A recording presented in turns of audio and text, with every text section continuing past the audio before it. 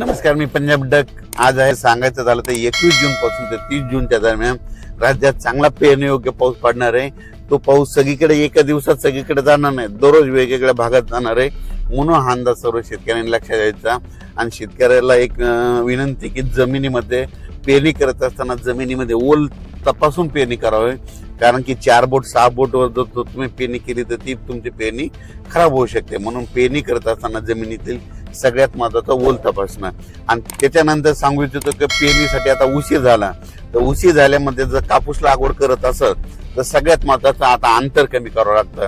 कारण की अंतर कमी केल्याच्या नंतर मग कापसाला उतार येतो. म्हणून हे लक्षात यायचं. म्हणजे उशीर झाला कापसाचं अंतर उशिरा जर पेरणी झाली तर अंतर जवळ करावं लागतं आणि लवकर पेरणी असेल तर थोडं अंतर वाढवावं लागतं. म्हणून काय होतं अवरेज मध्ये चांगले येतं. पण कोणतीही पेरणी करत असताना उशिरा झाली तर त्याचं अंतर कमीच करावं लागणार आहे. कारण की उशिरा पेरणी केल्यामुळे वाढ होत नसते. म्हणून हे लक्षात यायचं. आणि होईल तिथपर्यंत लवकर येणाऱ्या जाती करा, पांढऱ्या फुलाच्या करा, लवकर येणाऱ्या करा. कारण की लवकर येणाऱ्या मध्येच काहीतरी खरं आहे ना, उशिरा येणाऱ्या काही खरं नाही. म्हणून होईल तिथपर्यंत लवकर येणाऱ्या जाती करा. आणि शेतीचं नियोजन करत असताना चांगली मशागत करून आपण आपल्या पेरणीची तयारी ठेवा. पाऊस पडल्याच्या नंतर जमिनीवर ओल तपासा. असं करीत करीत नियोजन करून तुम्ही शेतकऱ्यांनी पेरणीची तयारी ठेवा. परत एक शेतकऱ्याला सांगू इच्छितो की यावर्षी दरवर्षी मी म्हणतो ना जूनच्या शेवटच्या आठवड्यातच पेरणी होणार आहे. मी पहिल्यापासून सांगतो की निसर्गच 22 दिवस पुढे सरकला आहे. पण याकडे कोणी दुर्लक्ष करतं. लोक जे अंदाज देत असताना निसर्ग कोणी लक्षात देईना. निसर्ग काय झाला की ऋतुचक्रमान 22 दिवस पुढे सरकले. थंडी 22 दिवस पुढे सरकली, उन्हाळा 22 दिवस पुढे सरकला आणि पावसाळा 22 दिवस पुढे सरकला.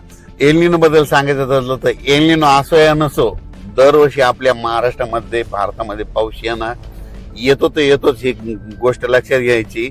तर तुम्ही बघायचं झालं तर बघा आता 21 तारखेपासून पुन्हा पाऊस सुरू झाला की हे सगळं बंद होतं. एल निनो बंद होतं, सगळंच बंद होतं. म्हणून शेतकऱ्याला सांगू इच्छितो आपल्या भारताला 2 समुद्र आहेत. एक अरबी समुद्र, बंगालच्या कडीचा समुद्र.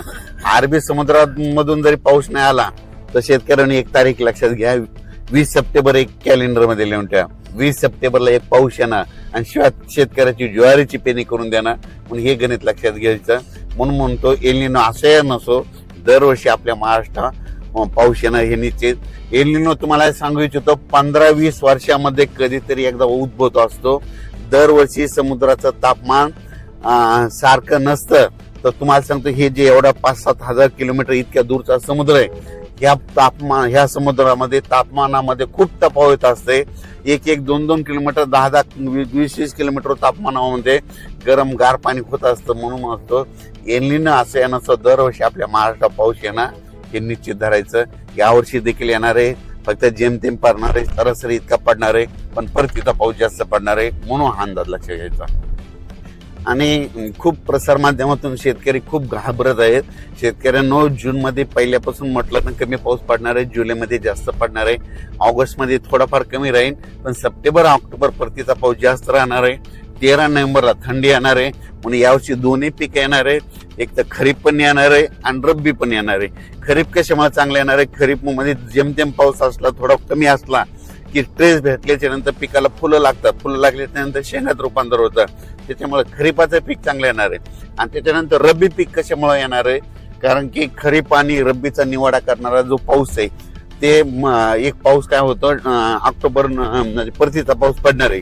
त्याच्यामुळे ते निवाडा करणारा ते परतीचा पाऊस जास्त पडणार आहे. त्याच्यामुळे रब्बीचं पीक चांगलं येणार आहे. म्हणून शेतकरी हिताचं यावर्षी साल आहे. म्हणून हे लक्षात द्यायचं.